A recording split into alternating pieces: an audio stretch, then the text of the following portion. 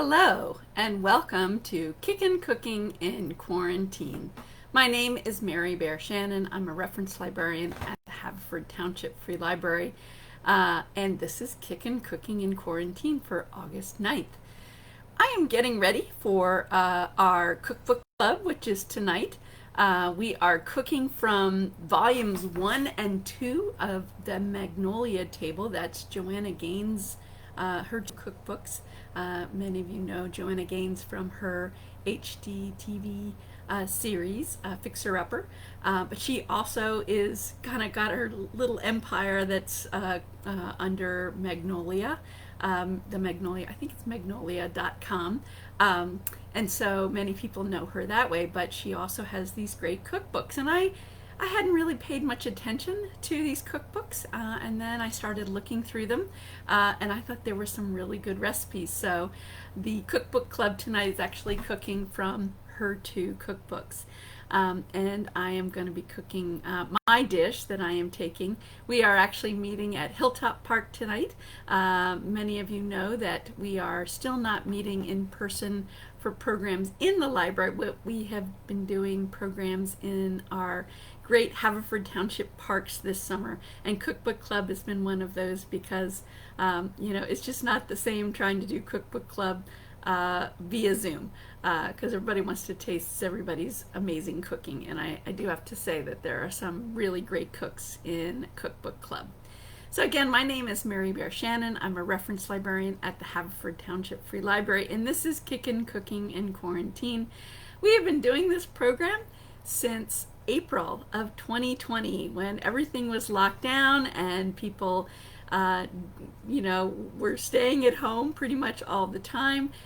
We definitely have noticed that this program has seen fewer viewers just because people are working. It's 5 p.m. And people are on to other things. I know that many of you watch this after the fact and don't watch it live, but I appreciate all of the watches and the comments.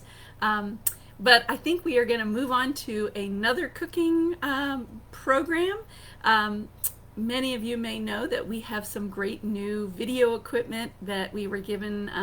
We were given a grant for some new video equipment through the Pennsylvania Humanities Council. And you may also know that we actually have a demonstration kitchen at the library. And so the next time you see me, I am hoping you are going to see me from our demonstration kitchen at the library. We're still working around what title it's going to be. It's probably not going to be Kickin' Cooking in Quarantine, since it's going to be from the library. But be on the lookout for a program this fall that will highlight cooking, and maybe some local folks that are cooks as well, and maybe they can share some of their recipes as well. So anyway, today we are cooking from the Magnolia Table cookbooks. These are for our cookbook club, which is tonight at 6:30 at Hilltop Park. I am actually going to be cooking herbed cheddar scones. And if you are a longtime viewer of this program, you may have remembered way back in, I think it was April or May of 2020, I actually shared my foolproof scone recipe, which was Alton Brown's recipe. It is the scone that I make for our tea and trivia event that we have done at the library for many, many years. Of course, this last year I did it via Zoom, which was okay, but I did actually share scones with people who signed up. They came and picked up a scone that I had made from the Alton Brown recipe. So today I'm actually going to share Joanna Gaines' scone recipe. This is the first time I've actually made a savory scone. Most of mine tend to be for dessert. They have, you want to slather lots of butter and jam and clotted cream and lemon curd. But this one is a savory scone. And then you're probably thinking, so what's the difference between scones and biscuits? And when I, of course, take a look at Uncle Google, there's a lot of discussion about what the difference is. They pretty much have the same things. They have dairy, they have flour, they have fat. Kind of the big difference between biscuits and scones is that biscuits have buttermilk in them, and scones actually have cream, so it's much more kind of creamy and luxurious, the scones are. But also the other difference is the types of dairy that you're going to use. The intention of biscuits is to be flaky, and the intention of scones is to be crumbly. That was what I learned from Bon Appetit. So anyway, we are going to show you herbed cheddar scones. So here we go to my kitchen, and I will show you my recipe. Okay, this will be the last time you actually see my my midsection while I demonstrate my recipe. So I'm going to bend down my laptop camera so you can see what I'm doing. So basically, it's dried ingredients that are mixed with wet ingredients. And if you have a surefire scone recipe, you should definitely share it in the comments. But here is, again, Joanna Gaines's herbed cheddar scone, the one I have showed in before on this program, and also one that I love is Alton Brown's scone recipe. So here we go. So we're going to start with the dry ingredients. And this is a bowl of, this is 2 cups of all-purpose flour. We're going to put in a 1/4 teaspoon of freshly ground pepper, and a 1/2 teaspoon of salt. And I used some kosher salt. A 1/4 teaspoon of baking soda, and a teaspoon of baking powder. And then we're just going to whisk this up. And then the next item, this is the trick. This is to make it as luxurious as you can. And I'm going to get my butter. Hold on.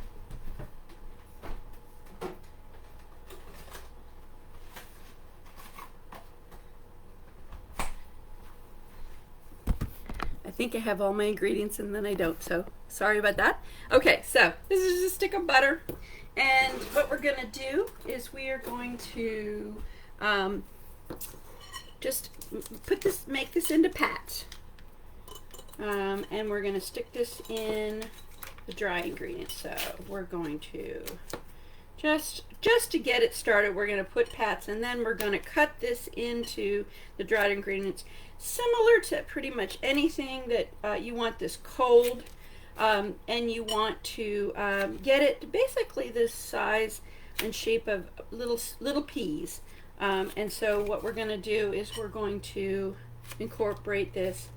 Now, there are certain things that you can do. Joanna Gaines says basically mix this up with your fingers. You know, that's okay, but I do think that it kind of makes the it heats the butter, and so you have more meltage, because they really do want this to go in cold. So I think my 98 degree fingers is probably not the best idea. The last time I made scones, I did not have an ingredient that many pastry chefs use, and that is a pastry knife. And after I did that, I have to tell, this is a shout out to my mother. So I was just cutting it in with knives, and then for Christmas she was just, she's like, that just can't be. So she bought me one of these, which is a pastry, it's basically a pastry knife, and this is going to help me to cut in the butter into the dry mixture. So let's take a look, and it's basically just down and down, and we're just going down. At first it's going to get a little clumpy, but eventually, once it starts to incorporate into the dry ingredients, you're going to have, this will be easier to do, but at the beginning it gets a little sticky. But then as you start to, I just kind of go down and twist, eventually I just kind of stir it up, and it is going to eventually get to kind of the consistency of little peas, and that's what you want. And that's really so that when you cook these, you're going to, you're going to have light. There's going to be a lightness to it. I mean, I wouldn't say flakiness because I'm not supposed to use the word flaky for biscuits. But once the butter melts in the dough, it leaves these pockets, and so it is quite light, and it just goes well with all these other things. Okay, so we're getting to the point where I'm feeling pretty good about this butter, and as you can see, it's it's just kind of there's just little tiny pieces of butter now that are incorporated into the dough. Okay, so that's it. And again, thank you, Mother, for this lovely Christmas gift. And I don't embarrass you with my knives and cutting in butter that way. This is the proper way. Okay, so that's that, and I'm going to put that to the side. Now, the next things we need to do are put in the herbs and the cheese, and that's before we do the wet ingredients. So this is dill and chives and thyme, and these, I have to, other than the dill, everything else is from my garden, which is exciting. This is a 1/4 cup of finely chopped herbs. You could do a bunch of different things, but these were the things that I kind of had on hand, and I thought the dill would go really well with the cheddar, so I got a little dill. I can't grow dill because the caterpillars come and eat it down to the nub, so and so I haven't been very successful with dill in my own yard. So that is a 1/4 cup of the dill, and then here is a 1/4 cup of chopped parsley, and this is just flat leaf. I guess you could use the curly. I like the flat leaf. I think it's more flavorful in basically everything, but this is another 1/4 cup of finely chopped parsley, and then this is 4 ounces of grated cheddar cheese. I guess about a 1/2 cup to a cup. Actually, a cup of grated cheese. Now, it said to take it from the bag. I didn't have bagged shredded cheddar cheese, so I'm just going to put this in here and kind of break it up because, I grated it a little while ago and it does kind of clump. So you're going to want to make sure that your cheddar cheese doesn't sit in one big lump, and you're going to want to incorporate this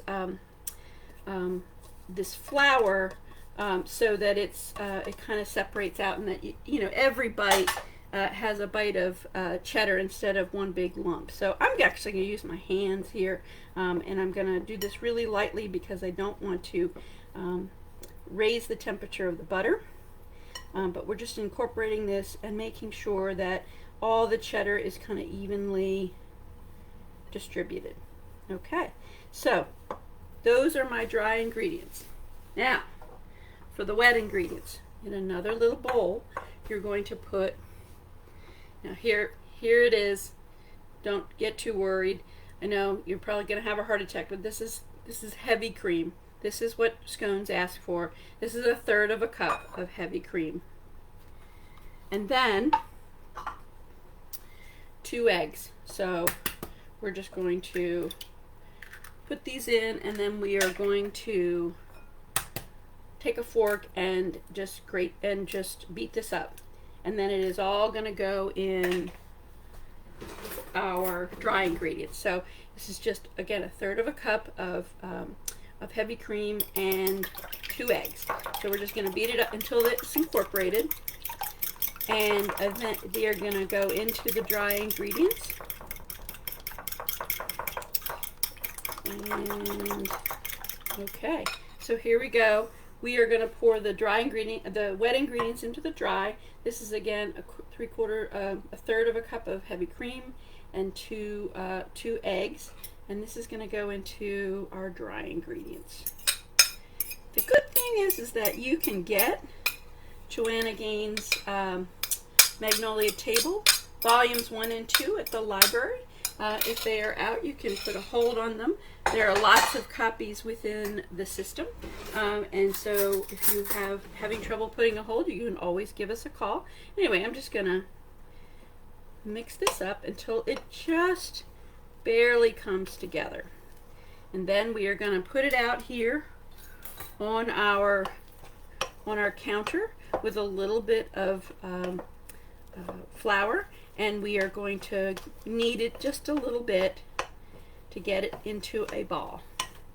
You want to be kind of gentle with this. You don't want to overstimulate the gluten in the and this is, again, this isn't a yeast dough. This is what's considered a short bread dough or a quick dough.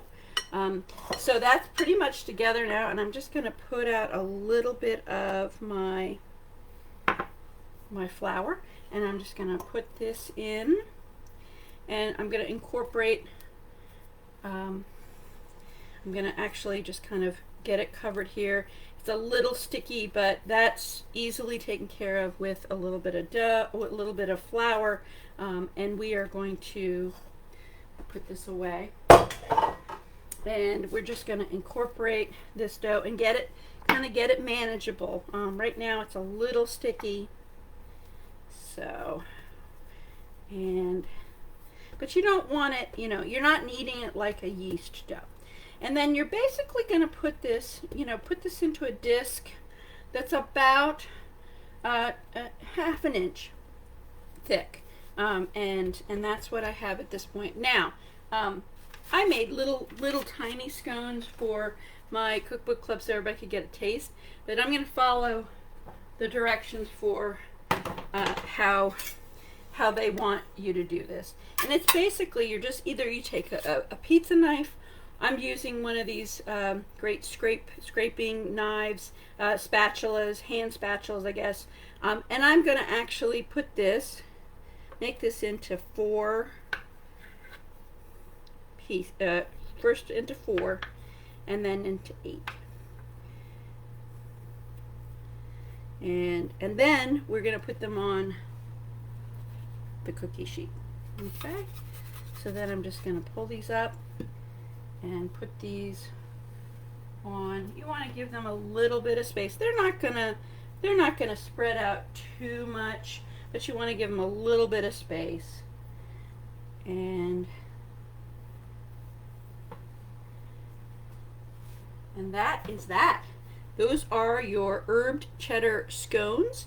I'm going to put these in the oven, 400 degrees. It says 20 to 25 minutes. Because I made the little ones, I did them for 10 and it was perfect.